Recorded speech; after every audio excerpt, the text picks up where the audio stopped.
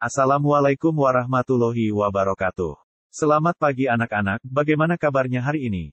Mudah-mudahan kita semua ada dalam keadaan sehat walafiat dan ada dalam lindungannya. Pada pembelajaran PPKN sebelumnya kita sudah membahas tentang pelanggaran hak dan pengingkaran kewajiban warga negara. Pada pembelajaran sekarang, kita akan membahas tentang perlindungan dan penegakan hukum di Indonesia. Oke, subbahasan pertama yang akan kita bahas yaitu tentang hakikat perlindungan dan penegakan hukum di Indonesia. Yang menjadi tujuan pembelajaran PPKN saat ini, yaitu setelah mempelajari materi tentang perlindungan dan penegakan hukum di Indonesia, peserta didik mampu menjelaskan hakikat perlindungan dan penegakan hukum di Indonesia dengan benar. Sebelum mempelajari tentang perlindungan dan penegakan hukum di Indonesia, ada baiknya kita membahas dulu tentang hakikat hukum itu sendiri. Hukum secara sederhana dapat diartikan sebagai peraturan yang dibuat oleh lembaga yang berwenang, bersifat mengatur dan memaksa, dan apabila dilanggar akan dikenakan sanksi.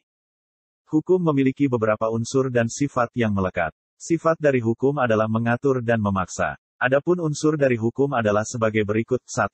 Peraturan tentang tingkah laku manusia. 2. Peraturan tersebut dibuat oleh badan atau lembaga yang berwenang. 3. Peraturan itu bersifat mengatur dan memaksa. 4. Mempunyai sanksi bagi yang melanggarnya. Selanjutnya, kita akan membahas tentang ciri-ciri hukum, yaitu sebagai berikut. 1.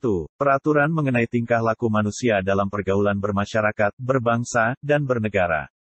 2. Peraturan itu dibuat oleh lembaga yang berwenang. 3. Peraturan itu bersifat memaksa. 4. Sanksi terhadap pelanggaran peraturan tersebut tegas. 5. Berisi perintah dan larangan. 6. Perintah dan larangan itu harus dipatuhi oleh setiap orang.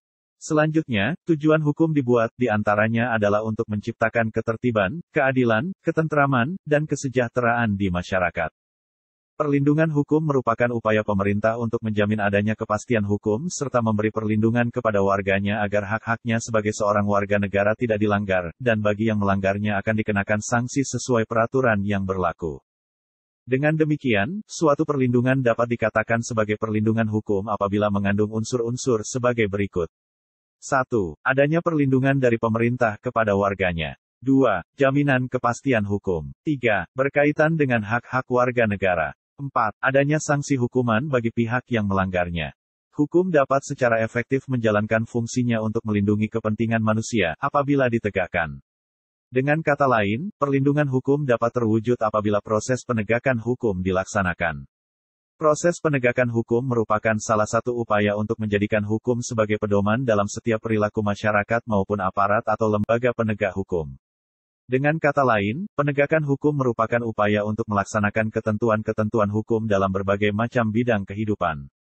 Penegakan hukum merupakan syarat terwujudnya perlindungan hukum. Kepentingan setiap orang akan terlindungi apabila hukum yang mengaturnya dilaksanakan baik oleh masyarakat ataupun aparat penegak hukum.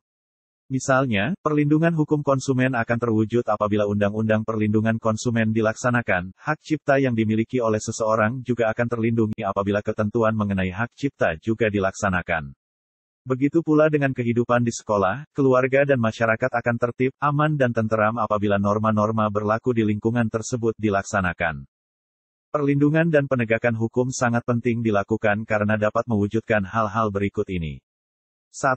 Tegaknya supremasi hukum. Supremasi hukum bermakna bahwa hukum mempunyai kekuasaan mutlak dalam mengatur pergaulan manusia dalam berbagai macam kehidupan. Dengan kata lain, semua tindakan warga negara maupun pemerintahan selalu berlandaskan pada hukum yang berlaku. Tegaknya supremasi hukum tidak akan terwujud apabila aturan-aturan yang berlaku tidak ditegakkan baik oleh masyarakat maupun aparat penegak hukum. 2. Tegaknya keadilan. Tujuan utama hukum adalah mewujudkan keadilan bagi setiap warga negara. Setiap warga negara dapat menikmati haknya dan melaksanakan kewajibannya merupakan wujud dari keadilan tersebut. Hal itu dapat terwujud apabila aturan-aturan ditegakkan. 3. Mewujudkan perdamaian dalam kehidupan di masyarakat. Hidupan yang diwarnai suasana yang damai merupakan harapan setiap orang. Perdamaian akan terwujud apabila setiap orang merasa dilindungi dalam segala bidang kehidupan. Hal itu akan terwujud apabila aturan-aturan yang berlaku dilaksanakan. Menurut Surjono Sukanto, keberhasilan proses perlindungan dan penegakan hukum tidaklah semata-mata menyangkut ditegakkannya hukum yang berlaku, akan tetapi sangat bergantung pada beberapa faktor, antara lain sebagai berikut. 1. Hukumnya, dalam hal ini yang dimaksud adalah undang-undang yang dibuat tidak boleh bertentangan dengan ideologi negara. Selain itu, penyusunan undang-undang dibuat haruslah menurut ketentuan yang mengatur kewenangan pembuatan undang-undang sebagaimana diatur dalam konstitusi negara. Selanjutnya, undang-undang haruslah dibuat sesuai dengan kebutuhan dan kondisi masyarakat di mana undang-undang tersebut diberlakukan. 2. Penegak hukum, yakni pihak-pihak yang secara langsung terlibat dalam bidang penegakan hukum. Penegak hukum harus menjalankan tugasnya dengan baik sesuai dengan peranannya masing-masing yang telah diatur dalam peraturan perundang-undangan. Menjalankan tugas tersebut dilakukan dengan mengutamakan keadilan dan profesionalisme, sehingga menjadi panutan masyarakat serta dipercaya oleh semua pihak termasuk semua anggota masyarakat. 3. Masyarakat, yakni masyarakat lingkungan di mana hukum tersebut berlaku atau diterapkan. Maksudnya, warga masyarakat harus mengetahui dan memahami hukum yang berlaku, serta menaati hukum yang berlaku dengan penuh kesadaran akan pentingnya dan perlunya hukum bagi kehidupan masyarakat. 4. Sarana atau fasilitas yang mendukung penegakan hukum. Sarana atau fasilitas tersebut mencakup tenaga manusia yang terdidik dan terampil, organisasi yang baik, peralatan yang memadai, dan sebagainya. Ketersediaan sarana dan fasilitas yang memadai merupakan suatu keharusan bagi keberhasilan penegakan hukum. 5. Kebudayaan, yakni sebagai hasil karya, cipta, dan rasa yang didasarkan pada karsa manusia di dalam pergaulan hidup. Dalam hal ini, kebudayaan mencakup nilai-nilai yang mendasari hukum yang berlaku. Nilai-nilai mana merupakan konsepsi-konsepsi abstrak mengenai apa yang dianggap baik sehingga dianut, dan apa yang dianggap buruk sehingga dihindari. Oke, selanjutnya kita akan membahas tentang akibat apabila tidak ada perlindungan dan penegakan hukum di Indonesia. Tidak adanya perlindungan dan penegakan hukum dapat mengakibatkan hal-hal berikut ini, di antaranya, yaitu, 1. Kondisi masyarakat menjadi kacau. 2. Tata nilai dan sosial masyarakat tidak terarah.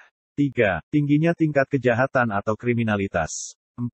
Terjadinya konflik di masyarakat, dan lain sebagainya. Jadi, perlindungan dan penegakan hukum itu sangat penting dilakukan karena dapat mewujudkan tegaknya supremasi hukum, tegaknya keadilan, ketertiban, keamanan, serta mewujudkan perdamaian dalam kehidupan bermasyarakat, berbangsa, dan bernegara. Demikian pembahasan materi pembelajaran PPKN tentang hakikat perlindungan dan penegakan hukum di Indonesia. Mudah-mudahan bermanfaat bagi kita semua. Wassalamualaikum warahmatullahi wabarakatuh.